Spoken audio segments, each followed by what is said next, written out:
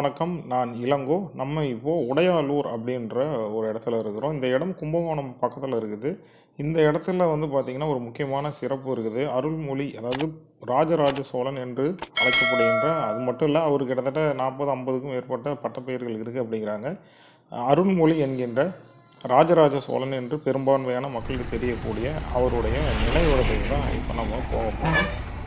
இந்த இடம் கும்பகோணத்துல இருந்து கிட்டத்தட்ட ஒரு 10, 15 கிலோமீட்டர் போனோம் அப்படின்னா, உடையாலூர் அப்படின்னு சொல்லிட்டு ஒரு பகுதி இருக்குது. அந்த உடையாலூர்ல இருந்து இப்போ நம்ம போனோம் பார்த்தீங்களா, அதான் இந்த இடம் தான் இருக்குது. அங்கே பாருங்க பலகை வச்சுருக்காங்க. தெற்காசியாவை ஆண்ட மாமன்னன் இங்கு வாழ்கிறார் அப்படின்னு சொல்லிட்டு பெயர் பலகை வச்சுருக்காங்க. அதே பார்த்துட்டு அங்கேருந்து அப்படியே ஒரு அழகான ஒரு வேலையில் நான் அந்த இருப்பிடத்தை பார்க்கலாம் அப்படின்னு சொல்லிட்டு வந்தேன். அங்கே போகிறது பார்த்தீங்களா, அவர் தான் வந்து இந்த இடத்த வந்து இப்போது பராமரிச்சுக்கிட்டு வந்துட்டுருக்கிறாரு. அவரை பார்த்து ஒரு வணக்கம் சொல்லிவிட்டு கொஞ்சம் நேரம் அவர்கிட்ட பேசிகிட்டு இருந்தோம். பேசிகிட்டு இருந்துட்டு அப்புறம் உள்ளே போகலான்னு பார்த்தா, அவர் வந்து அந்த இடங்கள்லாம் தூய்மைப்படுத்திட்டு இருந்தார். நம்ம போன அன்றைக்கி ஒரு வெள்ளிக்கிழமை. அவர் தினைக்குமே அந்த இடத்த தூய்மைப்படுத்தி பூஜை, அதாவது பூஜைன்ற அந்த வேண்டுதல் செய்வார் அப்படின்னு சொல்லியிருந்தார். நம்ம போன அன்றைக்கி ஒரு வெள்ளிக்கிழமைன்றதுனால அன்றைக்கும் வந்து அந்த இடத்தெல்லாம் தூய்மைப்படுத்தி அழகாக கோலம்லாம் அவரே கோலம்லாம் போட்டு தண்ணீர் தெளித்து கோலம்லாம் போட்டு நல்லா தூய்மைப்படுத்திகிட்டு இருந்தார். படுத்தி அது வரைக்கும் நான் காத்துட்டு இருந்தேன். அவர் எல்லாம் பண்ணி முடிச்சதுக்கப்புறமா போயிட்டு பார்த்துட்டு வந்தோம். ஒரு நல்ல அழகான ஒரு சூழலில் இருக்குது, இயற்கையான ஒரு சூழலில் இருக்குது. ஆனால் எனக்கு என்ன ஒரு ஆச்சரியம் அப்படின்னு கேட்டிங்கன்னா, ஒரு இவ்வளோ பெரிய பிரம்மாண்டமான தெற்காசியாவே ஆண்ட ஒரு மன்னனுடைய ஒரு நினைவிடம் இந்த போன்ற ஒரு இடத்துல இருக்கிறது அப்படிங்கிறது கொஞ்சம் ஒரு கடினமான நிலை தான். யாராக இருக்கோ எங்கெங்கேயோ என்னென்னமோ இருக்குது. அது எல்லாத்தையும் நம்ம இங்கே வெளிப்பட சொல்ல முடியாது. ஆனால் காலம் மாறும். ஒரு நாள் நிச்சயம் மாமன்னன் ராஜராஜ சோழன் அவர்களுக்கு மிகப்பெரிய அளவில் நினைவிடம், உலகமே பார்த்து வியக்கிற அளவுக்கு நினைவிடம் அமைப்பாங்க அப்படின்றது எனக்கு ஒரு அசைக்க முடியாத நம்பிக்கை இருக்குது.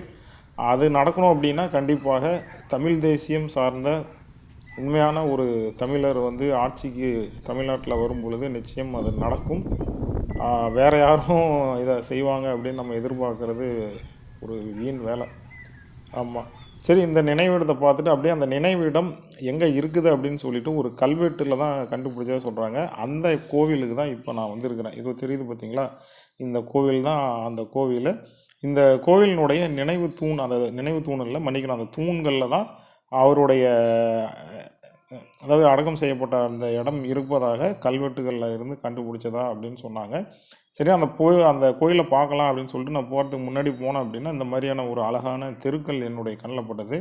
இது ஒரு நூற்றாண்டுக்கும் மேலே இருக்குமா என்னன்னு தெரியல. ஆனால் ரொம்ப காலம் ஆனால் பழைய வீடு, அழகாக திண்ணையெல்லாம் வச்சு பார்ப்பதற்கே பாருங்கள் ஒரு திட்டமிட்டு கட்டப்பட்ட ஒரு ஊர் மாதிரி இது இருந்துருக்குது. நம்ம உடையாலூரில் இதுவும் வந்து ஒரு பகுதி. பார்க்குறதுக்கே ஒரு நல்ல அருமையான ஒரு தெருவாக இருந்துச்சு. சற்று நேரம் அங்கே நின்று பார்த்துட்டு அப்படியே ஒரு பதிவு எடுத்துகிட்டு போகலாம் அப்படின்னு சொல்லிட்டு வந்தேன். அதாவது அந்த அவர் ராஜராஜ சோழன் அவருடைய நினைவிடம் அங்கே இருக்குது அப்படின்றதுக்கு ஒரு கல்வெட்டு பதிவு இருக்குதுன்னு சொன்னோம் இல்லைங்களா, அந்த கோயிலுக்கு போகிற வழியில் தான் இந்த இடம் வந்திருக்குது. இதுவும் உடையாலூரில் இருந்து ஒரு பகுதி தான். அப்படியே போயிட்டு இந்த இடம் கோயில் வந்துடுச்சு. இந்த கோயிலில் தான் அவர் ராஜராஜ சோழன் அவருடைய நினைவிடம் அந்த முன்னாடி பதிவில் பார்த்தோம் இல்லைங்களா ஆரம்பத்தில், அந்த இடத்துல இருக்கிறதா இந்த கல்வெட்டுகள்லாம் இருக்கிறதா சொன்னாங்க. இந்த கல்வெட்டு அந்த கோவிலுக்கு முன்புறமே இருக்குது. இது பார்த்தீங்கன்னா உங்களுக்கே தெரியும் நினைக்கிறேன், பழங்காலத்து தமிழ் எழுத்துக்களில் அது எழுதியிருக்கிறாங்க. இது நம்மளால் படிக்க முடியும். ஆனால் பழங்காலத்து தமிழ்ங்கிறதுனால முழுமையாக விளங்குறது நமக்கு கொஞ்சம் கடினமான நிலையாக இருக்கும். பார்த்திங்களா எவ்வளோ அழகாக வந்து எப்போ பல நூற்றாண்டுகளுக்கு 1000 வருஷத்துக்கு மேலே ஆகுது. அப்போவே எவ்வளோ அழகாக வந்து நம்ம ஆளுங்க வந்து எல்லாத்தையும் வெட்டி செதுக்கி குறிப்புகள் எல்லாம் எழுதி வச்சுட்டு போயிருந்துருக்குறாங்க. உண்மையாலுமே ஒரு நல்ல விஷயம். உங்களுக்கும் வாய்ப்பு கிடைச்சுன்னா இந்த உடையாலூருக்கு போயிட்டு இந்த மாமன்னன் ராஜராஜ சோழன் அவர்களுடைய நினைவகத்துக்கு போயிட்டு வாங்க. நான் அங்கேருந்து ஒரு கனத்த இதயத்தோடு தான் வெளியே வந்தேன். ரொம்ப நேரம் கிட்டத்தட்ட ஒரு 3-4 மணி நேரம் அங்கே இருந்தேன். வெளியே வர்றது கொஞ்சம் கஷ்டமாக தான் இருந்தது. இருந்தாலும் கடந்து போய் ஆகணும், அதுதான் வாழ்க்கை. உங்களுக்கு வாய்ப்பு கிடைச்சா அந்த இடத்துக்கு போயிட்டு வாங்க. மீண்டும் ஒரு நல்ல பதிவில் சந்திக்கலாம். நன்றி, வணக்கம்.